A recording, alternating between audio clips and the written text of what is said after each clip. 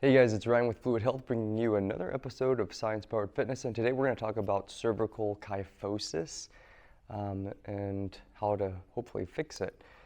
So first off, cervical is the portion of the spine that your head sits on. So there's three basic curves to the spine.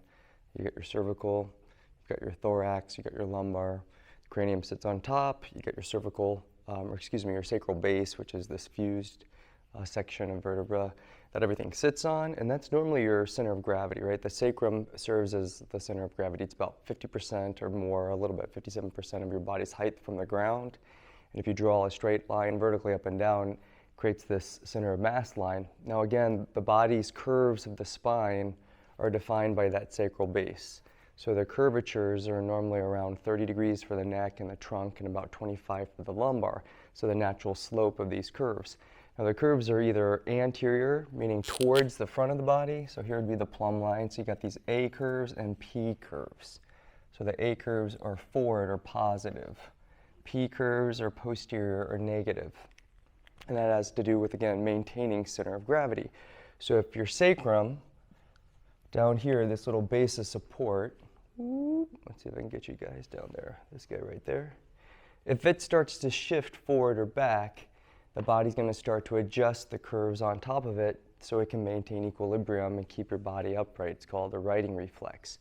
So if my hips sway forward of that center of gravity, my trunk is going to flatten out. It's going to go more negatively behind that center of gravity, and then we have a tendency to use our arms and neck to bring our body weight forward.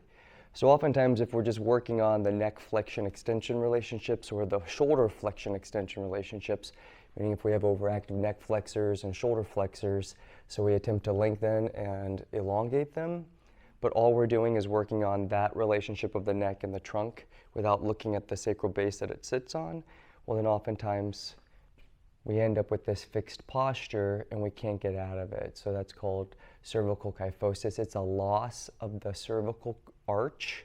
So we lose this curvature and it flattens as the thoracic comes down excessively to try to balance out the center of mass from the sacral distribution.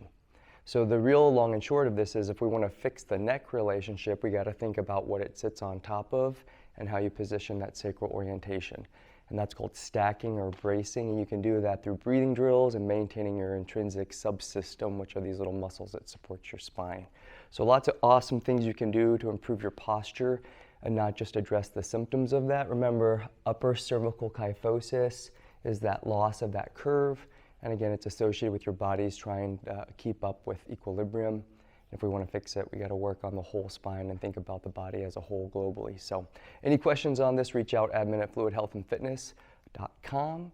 Remember, your body is designed to move, so stay in motion, and we'll see you soon.